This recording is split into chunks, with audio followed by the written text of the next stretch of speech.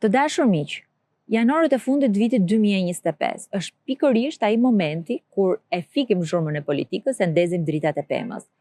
E në vend të debateve tash pra të ditës, kemi bisedat e ngrohta e miqësore, ato që bëhen pranë familjes. Unë shpresoj shumë që ky moment t'ju gjej pranë dashurve, t'ju gjej pranë familjes e pranë atyre që ju keni në zemër. Viti 2025 nuk ka qenë një vit i lehtë për Shqipërinë e shqiptarët. E kam parë këtë në sytë e prindërve që bëjnë llogaritë te kasa supermarketit për çdo shpenzim që kryejnë. E kam dëgjuar këtë edhe nga të rinjt, e kam biseduar me to për sfidat që ato përballen. A ja dal dot tu Shqipëri? A ka mundësi që unë të heci përpara në këtë vend?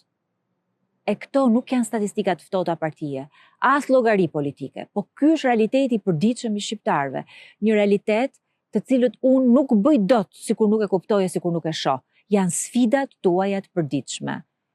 Po mes kësaj rrëmuje, mes kësaj zhurme, mes këtyre sfidave, problemeve, unë kam parë dhe një forcë të jashtëzakonshme. Kam parë profesionistë që nuk shiten, sipërmarrës që nuk dorëzohen, e qytetarë që kërkojnë drejtësi. Se Evropa në fund ditës për mua nuk është vetë gjeografi, po është standarde, është rregulla, ligje që zbatohen njësoj për të gjithë. Viti 2026 nuk ka pse të jetë viti i pritjes.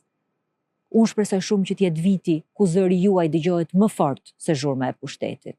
E unë do të vazhdoj të jem aty, zëri juaj i qetë, jo vetëm për të kërkuar llogari, po edhe për të ofruar zgjidhje. Por sonte, le të festojmë për familjen, për shëndetin e saj, për Shqipërinë e njerëzve të ndershëm e punëtor. Nga familja ime në familjen tuaj gëzuar.